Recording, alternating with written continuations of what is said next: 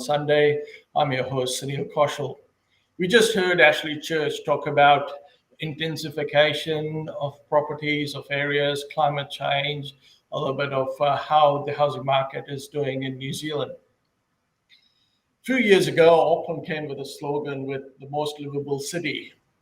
However, what has been happening in Auckland Central with the City Rail Link and other things with COVID hitting and businesses struggling, if you drive down now, it seems to be like a ghost town. Many people are now working from home, so big companies have given their employees a chance to work from home, which means less carbon footprint, but also means less occupancy in the city. Businesses are struggling. A lot of well-known businesses in Auckland City have shut their doors after 20 years, 30 years, because they can't cope up with the continuous lockdown and also with the less footprint in the city. Surely it will take some time to build the Auckland City. We've seen homelessness in the city, apartments that open the window with no sunshine. Today, I'm joined by four members of Parliament, the sitting MP Chloe from Greens Party, Helen from Labour, Paul Goldsmith from National, and Simon Court from ACT. Welcome everyone to Weekender on Sunday Live. Kia ora. Kia ora. I hope you all had a good day today. Just starting with Helen. Helen, do you think the government has done enough for struggling businesses in Auckland Central? I think whether it's done enough or not, it's our job to advocate for as much as we can get for Auckland at this time. I think you're absolutely right. It's been hit in a way that's quite different from other places and harder. And the hit has coincided with a whole lot of disruption like the CRL and just things that have made it really hard anyway. I guess just commenting on your introduction, I'm surprised in a way that we won most livable city only a couple of years ago, because I don't think we've been that for some time.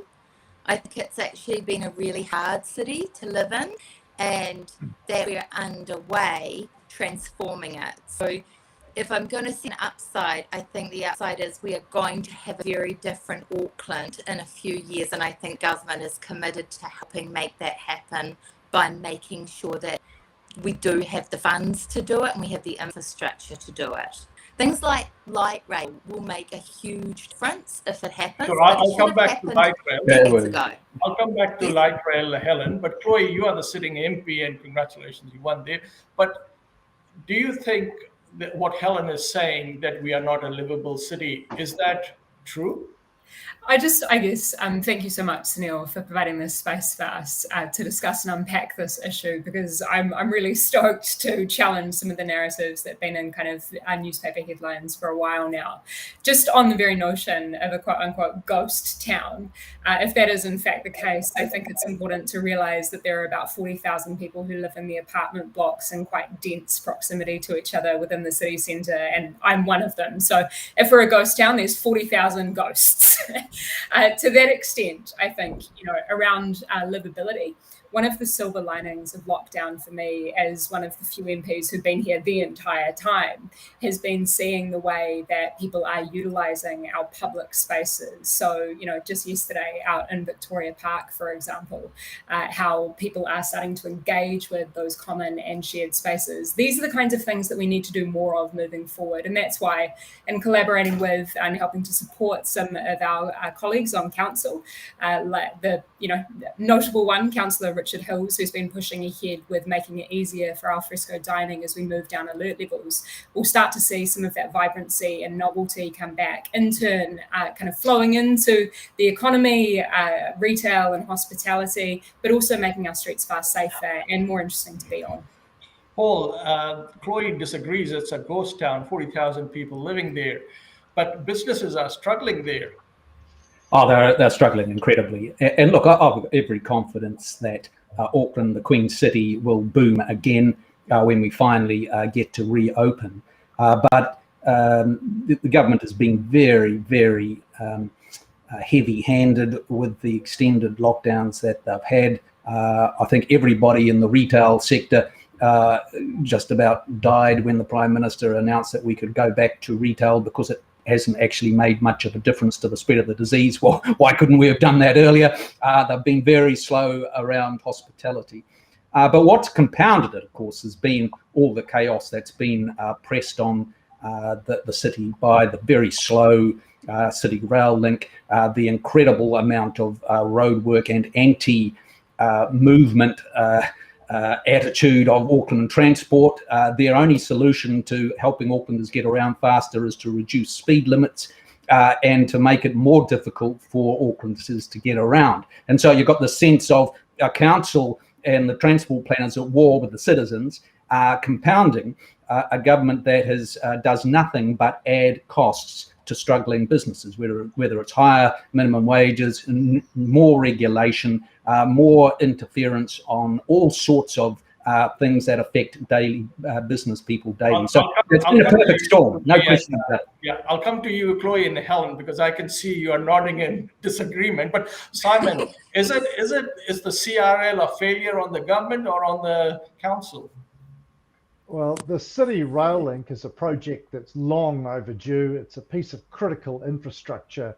It's really important that Aucklanders have access to the best quality public transport, as well as a fully functioning road system for freight, transport of people, and to get goods and deliveries in and out of businesses. And I think one thing the City Rail Link project has shown us has been incredibly disruptive.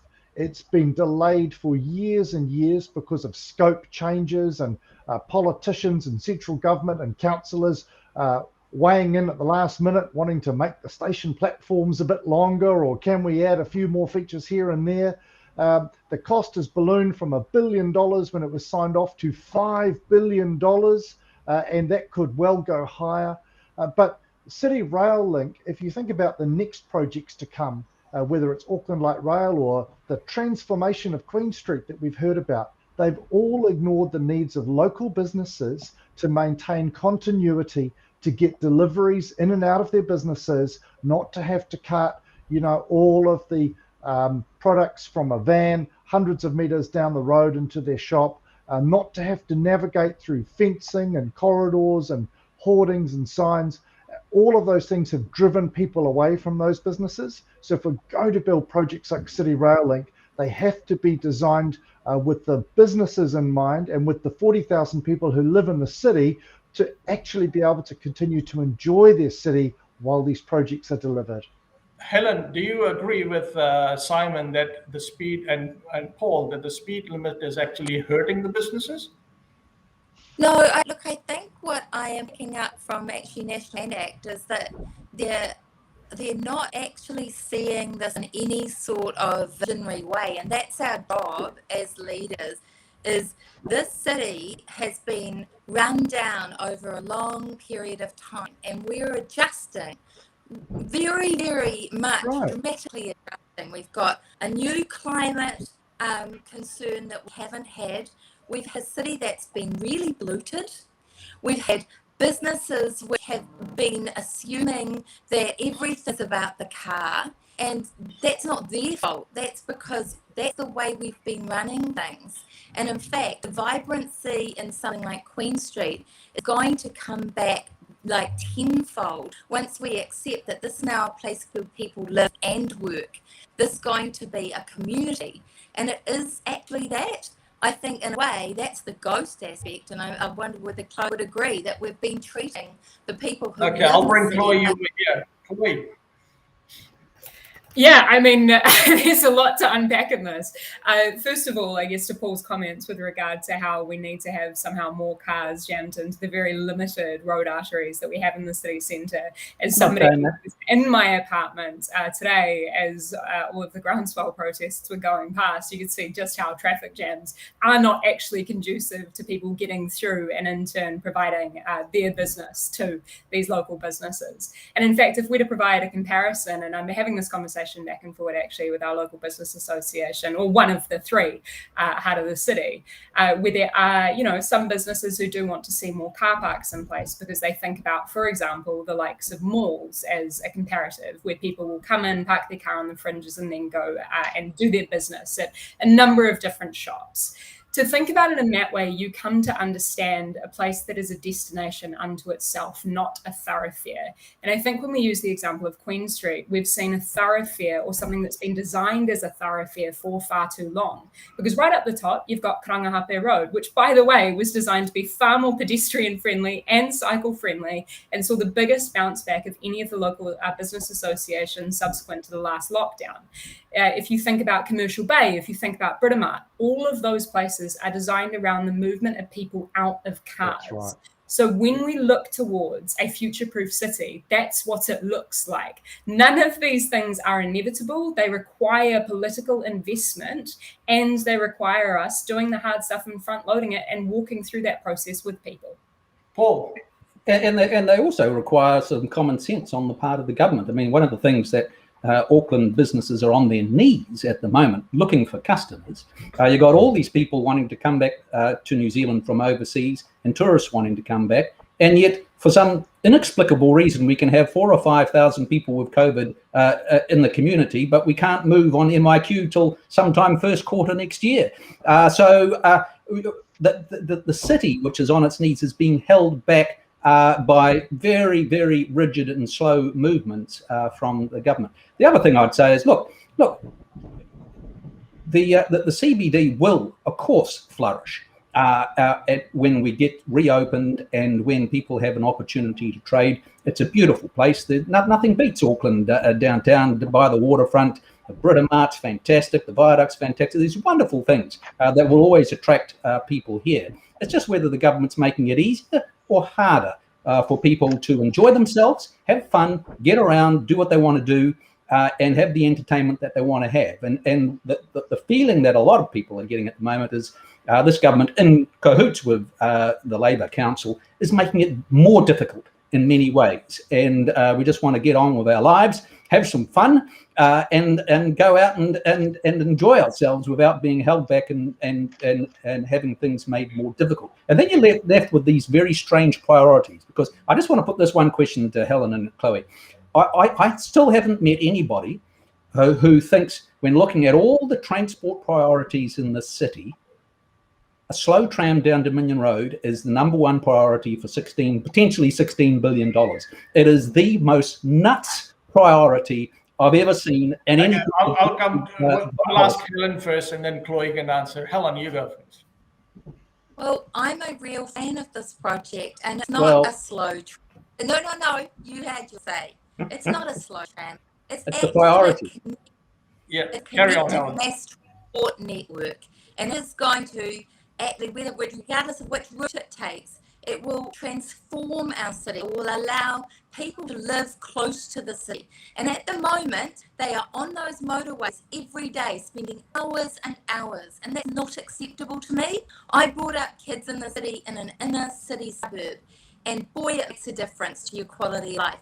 And that's what I want for people. I want them to be able to live in the city, and I want them to live near the city. And actually, those new proposals about what is actually a subway, let's face it, it connects a whole lot of housing areas, and they're affordable housing areas. And for me, that's an incredibly important priority. And I think it's one of those things where we need to start again to see the place that we live in with vision. What do we want it to be like? Do we want all the poor people to be out in the sticks and all the rich ones to be in the middle? Because that is the future that you seem to be looking at.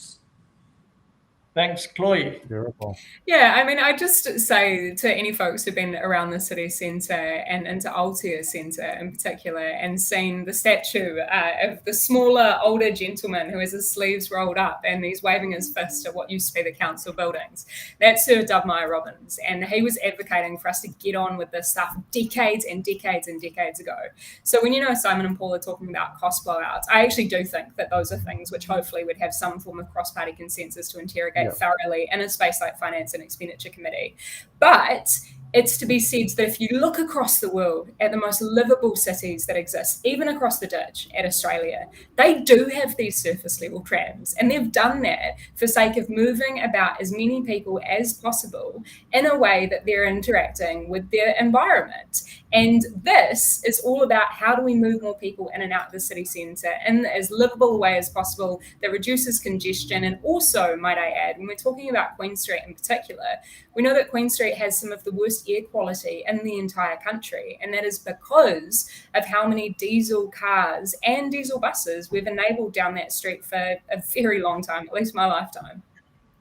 Yeah. Simon, do you agree with Chloe? Look, I think it's really important that the government gets on with building stuff. The ACT Party has asked the Minister of Transport a number of questions in Parliament last week. What has he done to actually start building a city rail link, whether it's to the airport or Mangere or the North Shore or the Northwest, just to start building something? It was a project announced in 2017. The Prime Minister said the first train would arrive at Mount Roskill Station by 2021. The Minister told me last week they haven't even designated a corridor. They don't even know where it's going to go yet. So what the ACT Party would say is, look, we don't care if it's a bus or a train, just get on and build it, because if we're still talking about this in 2023, the whole time Aucklanders, New Zealanders are paying fuel tax, Aucklanders are paying a regional additional excise fuel tax, and the money, who knows where it's going, but it's certainly not being spent on delivering public transport. So as a civil engineer, I'd like to see stuff built. I came to Parliament to hold the government to account, and then hopefully to be in a governance role, looking at finance, procurement, how do we get more infrastructure built, more bang for buck. But for goodness sakes, we'd ask the government just to start building something. What I'm hearing from Simon is that we need a pre-allocated rapid transit network where we put all of those buses that would be on the kind of pathways that rail are happening and just make it happen. You then have a test case and you do it for a lot cheaper. Paul, do you agree with Simon's case? We've got the alliance going, mate. Look, Jacinda Ardern's government has made an art form of announcing things and not delivering. So she announced the light rail back in 2017, and they haven't delivered yet. They still don't know. We still don't know. We still don't know what the purpose. From the same song sheet of complaint. We still don't know what the purpose of the slow tram is. So, and then of course, you know, if you look at housing affordability, same thing. They promised that they'll deal with that, and it's gone up colossally since they've come into government. It's out of control. Grant Robertson sort of looks with horror at this, but so they have everything that they've set out to do in normal political space has led to the exact opposite. So we're going to deal with poverty. Poverty's got worse in most areas. We're going to deal with homelessness. It's got worse in most areas. Going to deal with housing affordability. It's got worse. And same with transport. They came in, they cancelled all the projects that we had underway, and 4 years later, they still really haven't started anything new. They managed to continue a busway, which National had started before out in East Auckland, which is a good thing, useful. But the issue that they struggle with is people want to live in places where they don't necessarily want them to live. And if it might be out in South Auckland and enjoying being in the countryside and wanting to be able to get into the city, that doesn't seem to be a correct choice by transport to connect them. They all have to live somewhere along this new route of the slow tram. Okay, Paul, I'll bring in Helen. Helen. All right. Look, first of all, the only one in a situation who's standing in the way of a mass transit solution is National, it sounds like. And that would be... They're not standing in the way. What they are actually doing is constantly throwing stones and never providing any kind of vision or solutions. This is a bloody good solution. And people don't want to live a long way from their work. They don't want to be on the motorway for hours and hours. They have no choice. It's an economic decision. What's going on now is there is a whole lot of infrastructure going in that should have been decades ago, and it's going to allow for building of houses in a much closer realm. And we're going to have, you had your last speaker talk about cities and what they were like, and I'm in the club that wants a much more intense city, because I want it to be a place which is actually vibrant, and I want people to have their time poor. They need to be able to do that. I'll come back to you on the intensification and the thing. But Simon, I want to come to you. Do you think that rapid transport is a good idea? And do you think National has been slow in implementing it when they were in government? We built the CRL, really. Yeah, hang on. Yeah, but you delayed it several years. In all fairness, the last time National was in government, I was a civil engineer actually delivering transportation projects. One of the major risks we have is that because of the failure to start things under this government and the previous Labour-led government, we're actually at risk of losing a whole lot of skilled people who will simply, at the end of the current motorway and other major projects, leave New Zealand and go to Australia, where they haven't just announced projects, they're actually building fantastic high-speed rail and all kinds of other infrastructure in New South Wales, Brisbane, and so on. What New Zealand needs to do, and particularly Auckland and Wellington, for those people watching or listening from Wellington, is build the transport networks that are going to unlock housing intensification along the corridors and around the town centres. Because as Chloe rightly pointed out, there are many people who will want to live in smaller units. That was what Ashley Church mentioned as well, the previous speaker on the show. They will want to live on smaller units. They'll want to be able to walk to retail. They want to be able to walk to cafes and hospitality.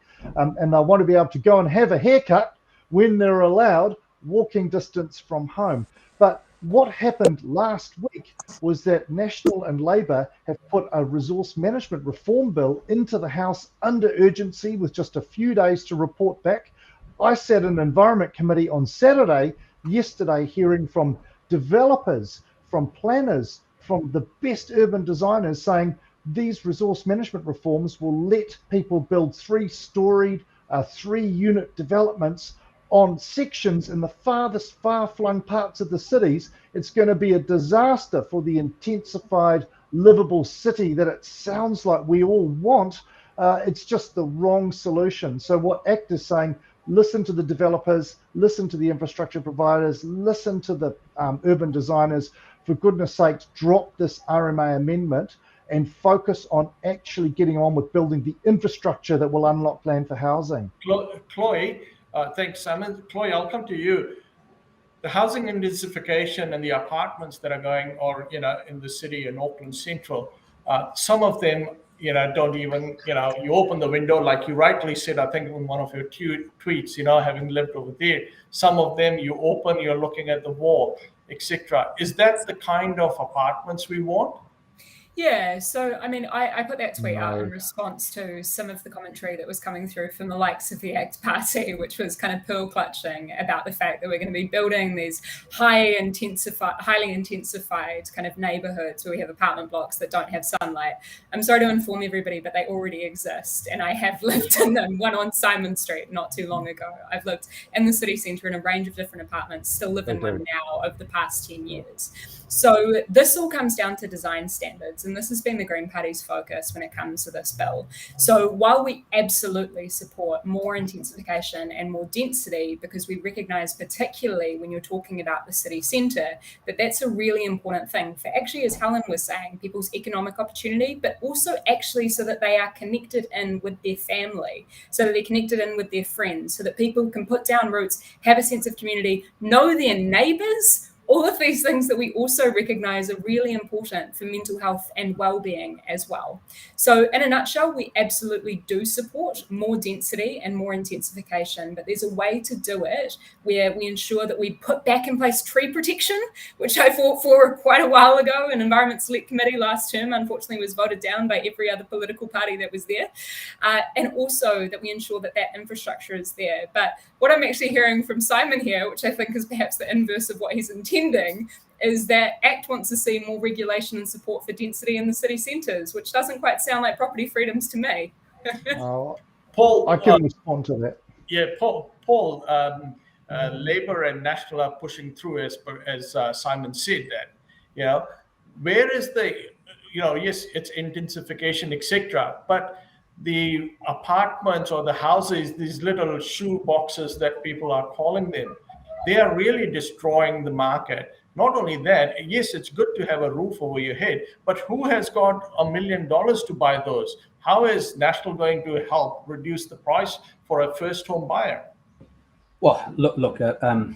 the issue of housing affordability is, no question, one of the biggest challenges facing the country, has been for a long time. And as I made the point, the government promised they were going to sort of deal with it 4 years ago, and it's got substantially worse. What's the ratio national zoning for, Paul? And so, we've been very focused on increasing the supply of houses being the best solution, and that's why we were willing to work constructively with the government over the RMA reform. That's not to say this is not a fraught issue. It is a fraught issue. Anything involving the RMA has the basic problem that everybody wants to go to heaven, but nobody wants to die.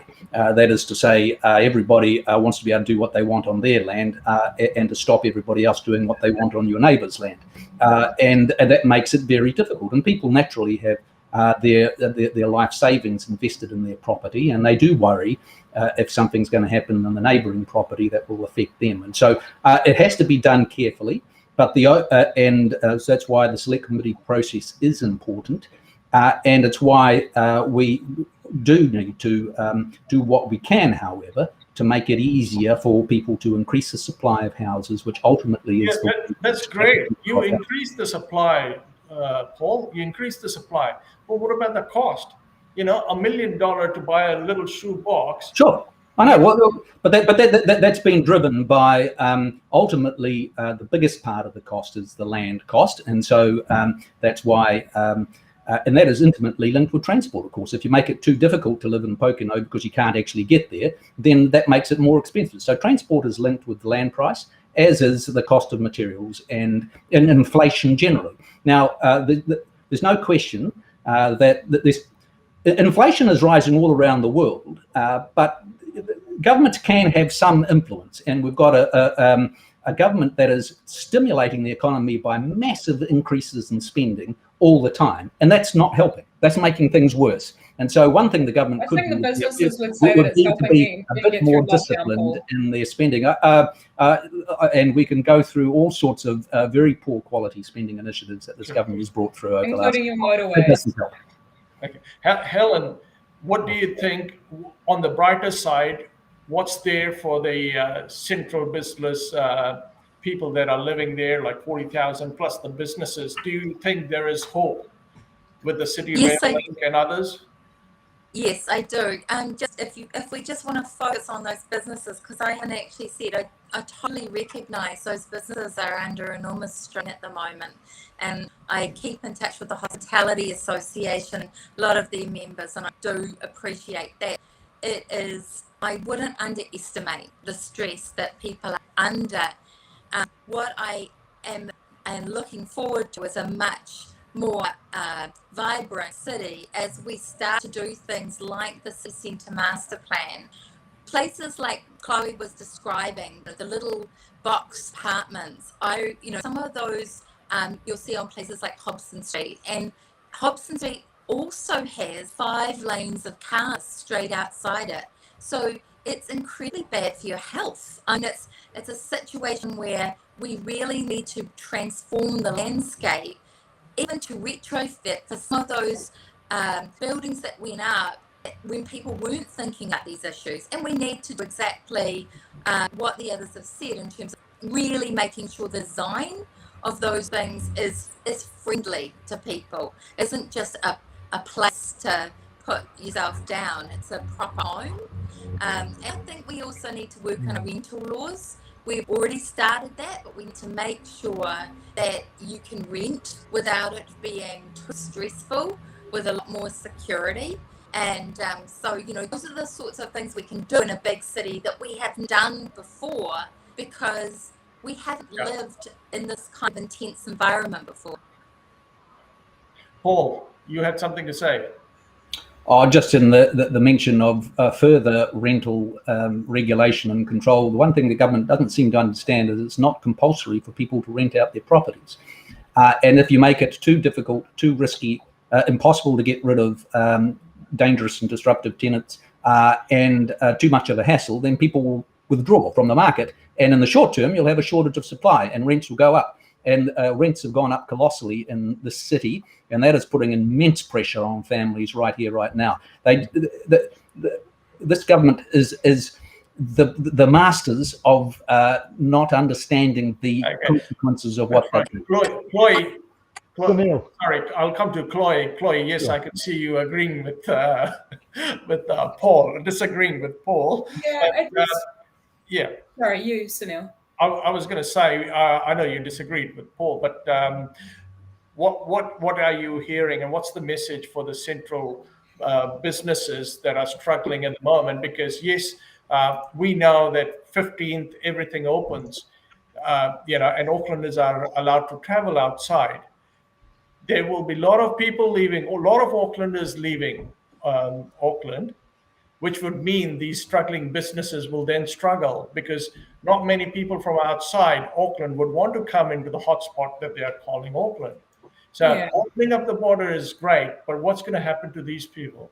So I've been talking to the Business Association, as I alluded to before, Heart of the City, as well as the surrounding ones, the Ponsonby Business Association and the KBA, the Karangahape Business Association, also to the different NGOs in the space and the City Centre Residents Group. And therein, what we're starting to see is that as we reflect more and more on how New Zealanders have a tendency to travel overseas to the likes of Sydney or Melbourne to get their big city experience, we haven't quite here in Aotearoa landed on what it looks like to have the urban holiday. And I think that's where we can start to draw a thread with all of the different things that we've been talking about. As I was alluding to just before, yesterday being out in one of our many amazing parks, which are bustling with people abiding by the rules, but using these shared spaces in a way that I hesitate to say, but culturally probably quite introverted New Zealanders are not typically used to, being out in public spaces en masse and engaging with their kind of whānau. So to that extent, ensuring that we have more of these spaces activated. And I understand there's a lot of work, and I've been supporting a lot of that work behind the scenes at Auckland Council. So there's some proposals that we'll expect in the next 2 weeks towards planning committee therein. There's been a huge amount of work by the entities behind Britomart and behind Commercial Bay as well to bring more people into the city centre. And we're going to see a lot more vibrancy. So I guarantee you a lot's been happening behind the scenes that will soon come to fruition, but can't, tell everybody, let the cat out the bag at this point. Yeah. Just lastly, I know you guys have given me a lot of time. Thank you so much. Just before going, just one word of advice to the Aucklanders and the businesses, starting with you, Chloe. So I don't think that it's the place of politicians who are working in public policy and trying to be on the ground, listening to those who are experiencing things and in turn advocate and support for them to tell them how to do their jobs. In fact, it's to try and find a way to, bridge all of the different needs and wants within our communities. Thanks. So, therein, I know that Helen's been working across it as well. We've been looking at what it looks like for a safer apartment isolation kind of protocol from the government and support, as well as what it looks like to ensure that businesses can open when it is safe to do so and that customers come back. Because one of the many things that we've seen, even going into these step levels within Alert Level 3, is that there simply hasn't been the same number of people returning as folks might have expected. So there's a number of other cultural variables at play there. I guess the key thing is when we make the city centre people friendly, we in turn have more customers. So that's got to be the focus. Thanks. Paul. Oh, look, just my message would be to hang in there. And, we often politicians think of themselves in public service, but my simple view is that there is no purer form of public service than to be in business. In hospitality and retail, you only survive if you give people what they want. And it's voluntary, not like governments. And so people are out there desperate to provide a service. They've been stopped from doing it at the moment, and it's making life very difficult. Eventually, we'll come out of the end of this, and my only hope is that the government moves as swiftly and effectively as they can, and then gets out of the way and lets people get back their lives and to get back into business. So just hang in there, and we'll be fighting for you every step of the way. Thanks. Helen. Look, all I can do is say I have been here for just gone back to Parliament now. I've been here throughout the lockdown. I know that it's been incredibly tough for people and very different for very different environments and circumstances. Help out there. The EMA would be a good place to start if you're a business, if you're feeling that kind of stress. We'll be doing as much as we can to support you in terms of things like coordinating between the council and government in terms of what support it can give. The alfresco dining initiative will be doing those sorts of things, and I'm keen to work with people and support this community because I think it's going to be a really good summer. Thank you, Simon. Well, the ACT Party is advocating very strongly for the end of the MIQ system at the border. We need to allow New Zealanders and Australians and other travellers to come back to Auckland City. We need the cruise ships back. We need lots and lots of people bringing their wallets and wanting to spend money in the Auckland CBD. That has to be a priority. Sydney's open, Brisbane's open. We can catch a flight from Sydney to Singapore to Delhi. It's all open, and New Zealand remains closed. So ACT will be asking the government to open New Zealand Freedom Day, December 1st, drop all of the borders inside and out, let New Zealanders be free. Thank you.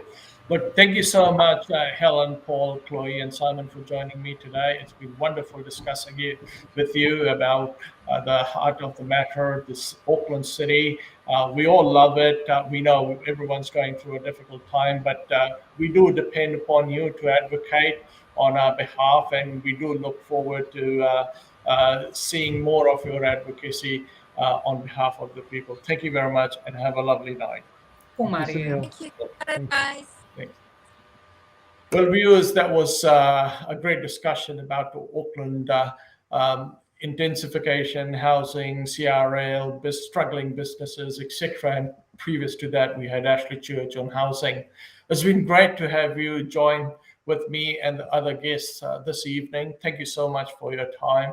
I do look forward to you joining me again next Sunday at 5 o'clock. Till then, stay safe, take care, and good night.